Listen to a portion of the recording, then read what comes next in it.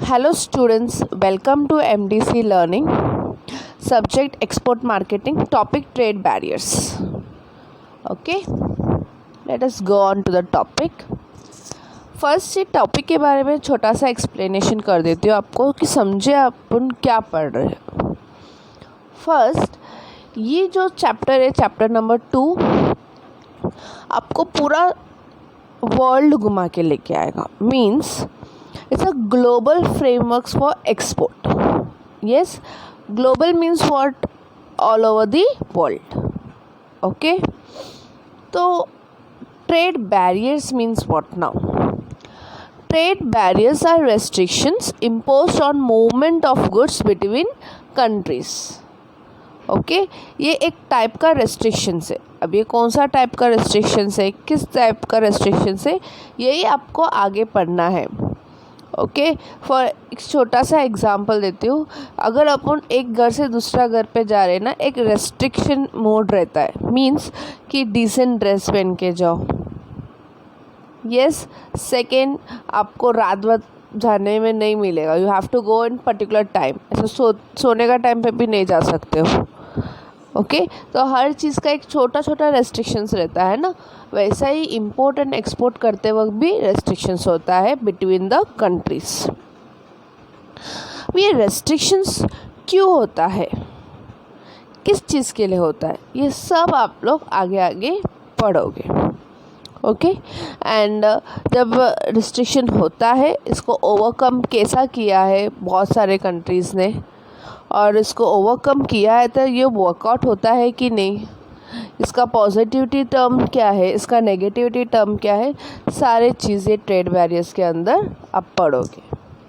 Okay so trade barriers is divided into 2 groups, that is tariff barriers and non-tariff barriers. Okay, now let us understand first tariff barriers. Abhi tariff barriers means what? It is a custom duty or a tax. Okay, ये एक duty है. Custom duty means it is a tax. Okay और ये tax कभी product के ऊपर होता है जब प्रोडक्ट एक कंट्री से दूसरा कंट्री का बॉर्डर्स को क्रॉस करता है तभी. ओके गर्ल्स, एक कंट्री का दूसरा कंट्री का बॉर्डर को जब ये क्रॉस करता है तभी ये कस्टम ड्यूटी पे करना पड़ता है. ओके और ये ऐसा वैसा नहीं कि एक ही कस्टम ड्यूटी रहता है, इसका भी बहुत सारा डिफरेंट वेरिएशंस है. मतलब आपका प्रोडक्ट के ऊपर है कि कौन सा कस्टम ड्यूटी उसमें अप्रोप्रिएबल है. ओके अ टैक्स में also impose by exporting countries as well as importing countries. 2 countries भी टैक्स को इम्पोज कर सकती है और बैर करने वाला भी ये 2 कंट्रीज रहते हैं. ओके बैर मीन्स वर्ड, इसको एक्सेप्ट करने का, क्योंकि आपका प्रोडक्ट एक तो दूसरा कंट्री में पहुंचना भी है और सही सलामत पहुंचना है, तो इसीलिए ये सब टैक्सेस को पे करना पड़ता है. Okay however government rare impose tariff on export because countries want to sell as much as possible to the other countries. Okay ये जो ड्यूटी अगर एप्लीकेबल है तो इम्पोर्टर्स कंट्रीज़ को ज़्यादा ध्यान देते हैं, एक्सपोर्ट कंट्रीज़ को कम ध्यान देते हैं, क्योंकि एक्सपोर्ट कंट्रीज़ में अपना बहुत सारे प्रोडक्ट को एक्सपोर्ट करना चाहिए, और जब बहुत सारा प्रोडक्ट को एक्सपोर्ट करेंगे तो मनी आएगा अपना कंट्री में, और जब अपना कंट्री में मनी आता है तो वो डबल होके आता है. वैसे सिंगल मनी आने वाला नहीं है एक्सपोर्ट करेंगे. तो अगर आप इंपोर्ट करेंगे तो आपको डबल मनी पेमेंट करना पड़ेगा तभी वो आएगा. Okay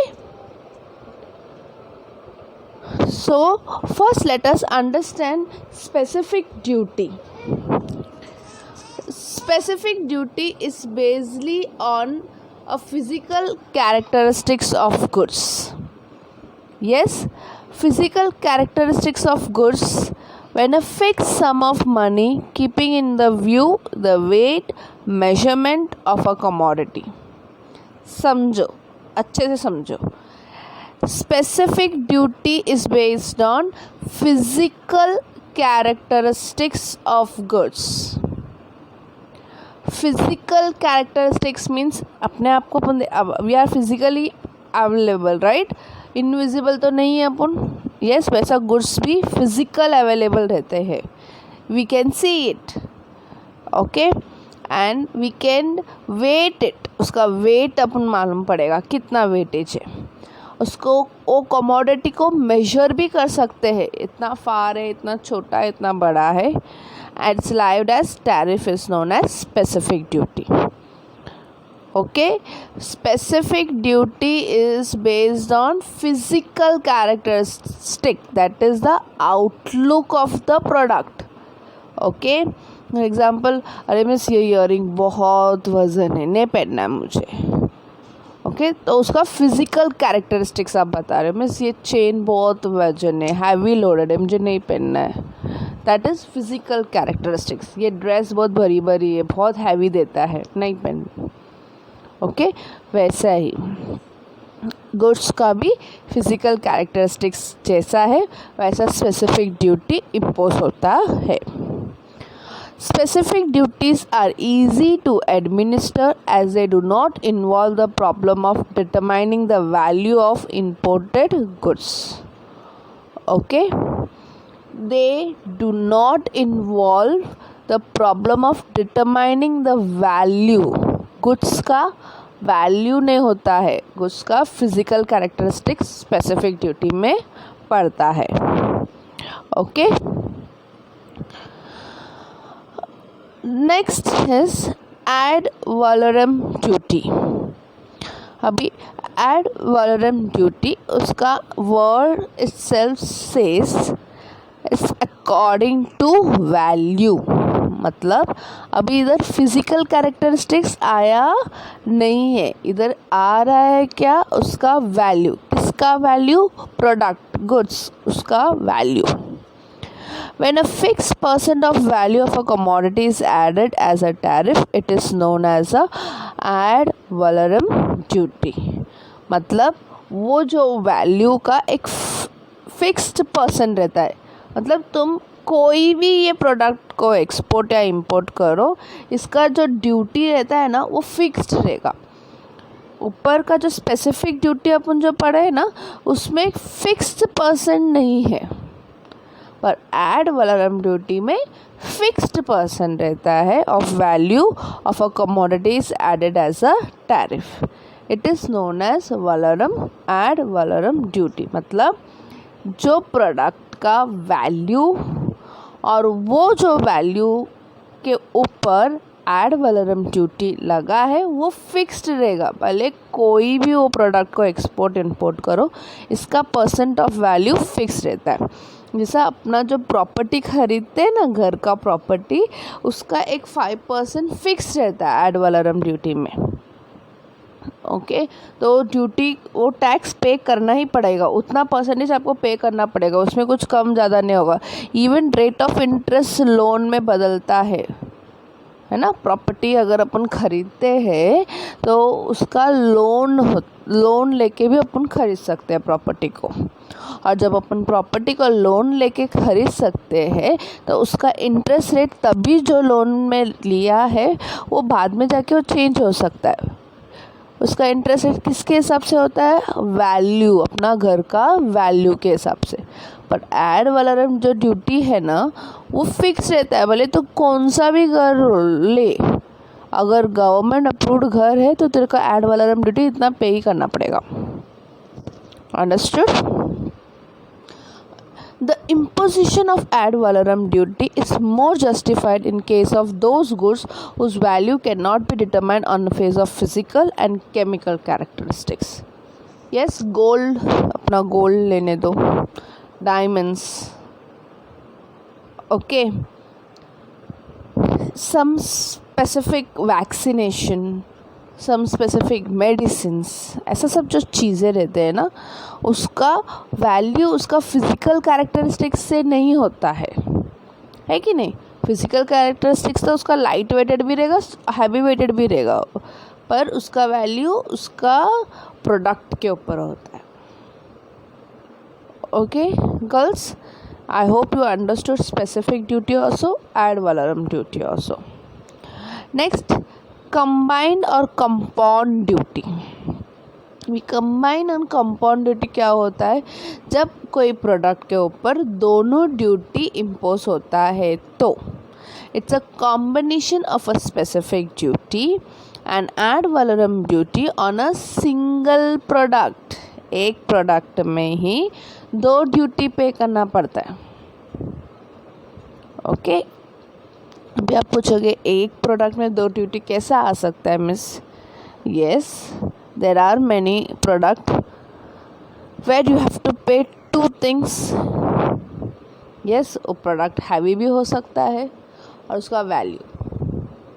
okay, sometimes some people import the cars, bikes from other countries और export car bikes in other country, उसका वैल्यू भी ज़्यादा रहता है और वैलोरम ड्यूटी भी ज़्यादा रहता है क्योंकि वो एक प्रॉपर्टी है। Understanding girls. सो कोई एक प्रोडक्ट के अंदर दोनों ड्यूटी कंबाइंड रहता है, उस दोनों ड्यूटी, अभी कौन सा दोनों duty, specific duty and ad valorem duty. Okay, that is called as combined और compound duty. Next we are going to learn is countervailing duty. It is imposed on certain imports which are subsidized by the exporting countries. As a result of government subsidies, imports become cheaper than the domestic goods. To nullify the effect of subsidies, the duty is imposed in addition to normal duties. Very simple. Which are subsidized by exporting countries. ऐसा बहुत चीज़ें होते हैं। For example अपना China माल पहला ख़रीदते थे, right, पहला चाइना फ़ोन ख़रीदते थे। चाइना फ़ोन जब ख़रीदने लगे ना एंड्रॉयड पीस, तो जो इंडिया में जो फ़ोन्स को मैन्युफैक्चरिंग करते थे ना, वो फ़ोन का डिमांड कम हो गया था। ओके, और जब वो फ़ोन का डिमांड कम हो जाता है ना, तो डोमेस्टिक प्रोडक्ट को इफ़ेक्ट हो गया। वो लोग डोमेस्टिक प्रोडक्ट वाले लोग हैं, जो इंडिया में गुड्स प्रोड्यूस करते हैं वो लोग डोमेस्टिक प्रोडक्ट वाले लोग हैं, और ये लोग बाहर गाँव वाले लोग, इनका तो प्रोडक्ट का डिमांड ज़्यादा बढ़ गया और अपना प्रोडक्ट का डिमांड कम हो गया। तो अभी करे तो क्या करें, जब भी ऐसा प्रोडक्ट को इंपोर्ट करते हैं तो ज़्यादा उनको ड्यूटी, काउंटरवेलिंग ड्यूटी सब्सिडीज़ के ऊपर लगा देते हैं, सो दैट जो नॉर्मल पीपल इधर है ना उनको तकलीफ़ ना होए। ओके, उसको बोलते हैं countervailing duty. Then we learn revenue tariff. A tariff which is designed to provide mainly revenue to the government is called as a revenue tariff. Means revenue means income. सबको मालूम है ना। It's imposed on earning revenue by imposing duty on consumer goods, particularly on luxurious goods whose demand from the rich is inelastic. Okay, revenue tariff जो government को ज़्यादा income लेके आ सकता है, जब गवर्नमेंट को ज़्यादा इनकम लेके आ सकता है तो उसको बोलते हैं रेवेन्यू टैरिफ, और ये कंज्यूमर गुड्स के ऊपर भी हो सकता है और दूसरे गुड्स के ऊपर भी हो सकता है जिसको इनकम गवर्नमेंट को मिलता है, specially on the luxurious goods, जैसा बड़े बड़े कार, बड़े बड़े bikes, then big handcrafts, then big there are many things which are very luxurious things. okay, so जब उसको लेके आते हैं बाहर गाँव से इधर या इधर से बाहर लेके जाते हैं तो उसमें गवर्नमेंट उसके ऊपर अपना रेवेन्यू टैरिफ लगाता है, जिसकी वजह से गवर्नमेंट को एक स्पेशल इनकम मिल जाता है। Okay, now we learn anti-dumping duty. Now, what is anti-dumping duty? At times, exporters attempt to capture foreign market by selling goods at the rock bottom price. Such practices is called dumping. As a result of dumping, domestic industry find it difficult to compete with the imported goods. जिस तरीके से subsidies के ऊपर countervailing duty मिलता था, वैसे ही anti dumping duty है. इसमें तो रॉक बॉटम प्राइस में सबसे चीपेस्ट प्राइस में वो लोग बेचते थे. जो काउंटरवेलिंग ड्यूटी में मैंने आपको एक एग्जांपल दिया ना, चाइना प्रोडक्ट्स, उसका तो इधर प्रॉपर मैच होगा एंटी डंपिंग. उसमें तो सब्सिडीज़ के ऊपर उसको ड्यूटी पे करना पड़ता है काउंटरवेलिंग में. एंटी डंपिंग ड्यूटी में तो टोटली वो डाउन टू डाउन पेमेंट होता है. मीन्स जो भी वैसा ही सेम प्रोडक्ट अपना कंट्री में भेजेगा, ऑटोमेटिकली वो कौन सा प्रोडक्ट को भेज रहा है उसको ही नहीं मालूम पड़ेगा, क्योंकि इम्पोर्टेड गुड्स उतना ही लेवल में मिलता है. तो फिर मेरा प्रोडक्ट किधर से आएगा मार्केट में, और आया तो भी कौन खरीदेगा? सब लोग इम्पोर्टेड गुड्स ही खरीदेंगे, है कि नहीं? So this is anti dumping duty. Students, you have to study only 6 points. Okay, tariff barriers पे. Now let us understand non-tariff barriers. Okay, now we'll learn non-tariff barriers. See, first, non-tariff barrier is any barrier other than the tariff that raises an obstacle to free flow of goods in overseas market.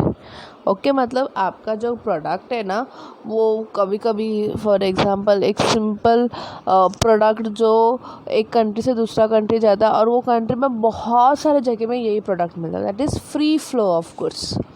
पर free flow of goods हो रहा ही है, पर उसके ऊपर obstacles भी बहुत है. Obstacles means what? Cut short, मतलब ये करना चाहिए, ये नहीं करना चाहिए, इतना ही होना चाहिए, उतना नहीं होना चाहिए, उसको बोलते obstacles. Non-tariff barriers do not affect the price of imported goods but only the quantity of the imports. वो अपना प्राइस बराबर रखते. मैं बोली ना, हर जगह में ये प्रोडक्ट मिलेगा तो उनका तो प्रोडक्ट सेल होगा ही नहीं. यस, तो उन लोग price, it's okay, you keep this much price, we are fine, but जो क्वांटिटी है ना, कितना तुम सेल कर सकते हो, वो नॉन टैरिफ बैरियर्स में आ जाता है. ओके, मतलब इतना से इतना तक कि तुम सेल कर सकते हो, इससे आगे ये प्रोडक्ट ये कंट्री में आने का नहीं. ऐसा नॉन टैरिफ बैरियर्स होता है. So let us understand some non tariff barriers. First is product standards. Most developed country impose product standard for imported items. Yes, if the imported items do not conform to established standard, the imports are not allowed. Okay, एक standard रहना चाहिए product के ऊपर. जो भी product आप import करना है ना, अगर मुझे कुछ प्रोडक्ट्स इंपोर्ट करना है, उस स्टैंडर्ड लेवल वैसा रहना चाहिए तो ही वो गुड्स इंपोर्ट हो सकता है. अगर वो स्टैंडर्ड लेवल नहीं फॉलो करते ना, तो वो अलाउड करते नहीं है इंपोर्ट करने के लिए. तो जो भी चीज़ इंपोर्ट एक्सपोर्ट करते हैं वो बहुत सोच समझ के करते हैं, क्योंकि एक अगर गलती हो गया ना, एक तो उनको ड्यूटी के ऊपर ड्यूटी पे करो, उधर पहुंचने तक प्रोडक्ट सही सलामत पहुंचना चाहिए. यस, क्योंकि अगर शिप में से भी जा रहा है प्रोडक्ट तो भी उसमें गड़बड़ होता है, उसमें भी चोरी होता है. ओके, एयरवेज में जाता है तो भी गड़बड़ होता है. आपने कभी बैक साइड ऑफ वर्क देखा है कैसा हो रहा है? एक जो कॉटन बॉक्स रहेगा उसको एक से एक डंप करते करते करते करते प्रोडक्ट टूटना न जाए, तो वो डर से अपन सब ड्यूटीज़ पे करते लोग, ताकि अगर ड्यूटी पे करेगा तो अपना प्रोडक्ट सही सलामत जाके पहुंचेगा. ओके, सही सलामत जाके पहुंचा तो ठीक है. तो इसीलिए उसको पहले से प्रोडक्ट स्टैंडर्ड रखना बहुत ज़रूरी है. अगर प्रोडक्ट स्टैंडर्ड नहीं रखा, देन वो प्रोडक्ट को तुम import are not at all allowed. Specially in medicine, बहुत सारे मेडिसिन ना दूसरे कंट्री में बैन है. क्यों? Because they don't have that product standard. That's why अगर तुम इतना से भी केमिकल्स ज़्यादा यूज़ कर रहे हो और उनको मालूम पड़ा कि तुम ज़्यादा केमिकल यूज़ कर रहे हो, automatically it will be not at all allowed to do the importing product. Then we have product labeling. Certain nation insists on specific labeling of the product. For instance, the European Union insists on product labeling in major language spoken in EU. Okay उनको क्या कहने का मतलब है, तुम label करो, पर बहुत सारे कंट्री में ना इंग्लिश फॉलो नहीं करते. और जब वो लोग इंग्लिश फॉलो नहीं करते ना, तो उनको ये इंसिस्ट करते कि please label in our own languages. Okay, don't English में भी रहने दो, पर अपना लैंग्वेजेस में रहना चाहिए, तभी उनको समझ में आए कि किस तरह का प्रोडक्ट इंपोर्ट हुआ है.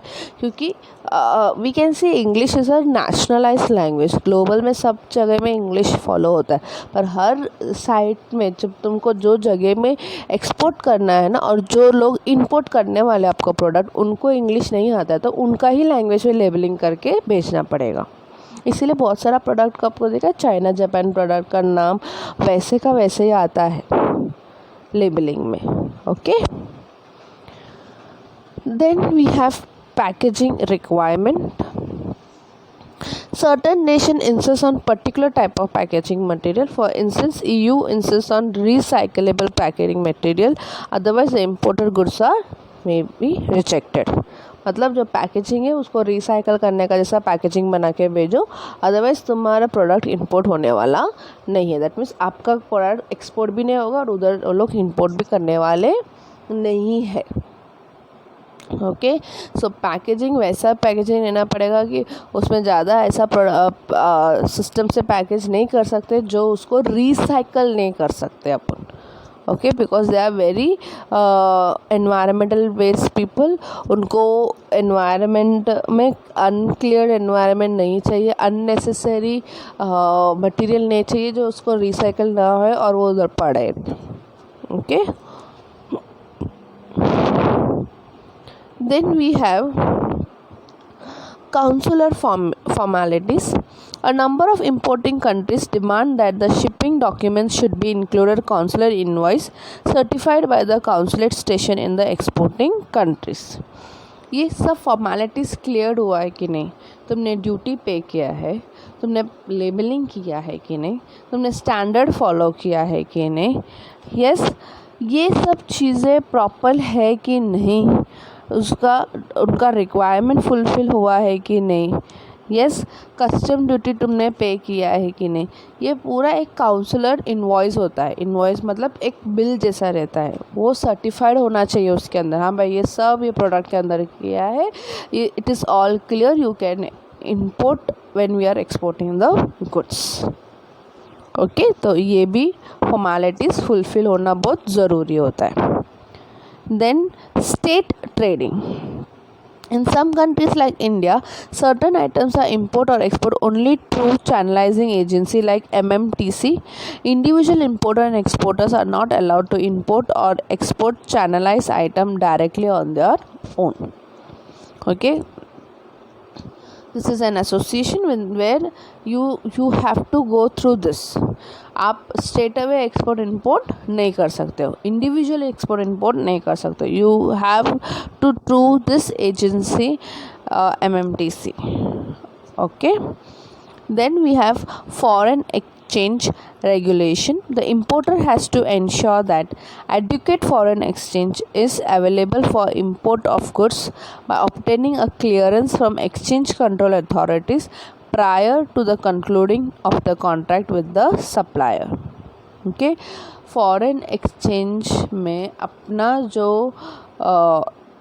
इंपोर्ट को इंश्योर करना चाहिए कि हम लोग इंपोर्ट करने वाले हैं, इतना पैसे से इंपोर्ट होगा, इतना डॉलर से इंपोर्ट होगा, और इतना रुपीस में एक्सचेंज हो सकता है, और इतना रुपीस में एक्सचेंज होने का कितना ड्यूटीज कितना टैक्स उनको पे करना पड़ेगा. ये सब क्लियरेंस होना चाहिए. अगर ये क्लियरेंस होगा तो ही तुम गुड्स को इंपोर्ट कर सकते हो. समझ में आया? Yes, so till non-tariff barriers, you have to learn 5 point, which is very easy for second chapter and very important question. Specific duty, ad valorem duty, combined or compound duty, then countervailing duty and revenue duty. Okay, ये tariff barriers था. Non tariff barriers में मैंने ना mostly सब P से start होता है ना, वो तीनों साथ में लिया है ताकि आपको वो पॉइंट्स याद रहे. Okay, product standard, product labelling, packaging requirement. फिर उसके बाद मैंने दूसरा दो जो लिया है, तीन जो लिया है, that is counsellor formalities, state trading and foreign exchange regulation. Students 6 point पढ़ो, उसमें से 5 पॉइंट्स भी याद है और 3 लाइन में एक्सप्लेनेशन कर सकते हो. Well and good. 100% मैं इसका टिक मार्क आपको अपलोड कर दूंगी आपका क्लासरूम में, ताकि आप लोग वो टिक मार्क देख के भी पढ़ सकते हो. जैसा अपन लास्ट ईयर्स करते थे FC में, वैसे ही एक्सपोर्ट मार्केटिंग में भी मैं करूँगी. टिक मार्क आपको पूरा दे दूँगी. Thank you students, thank you so much.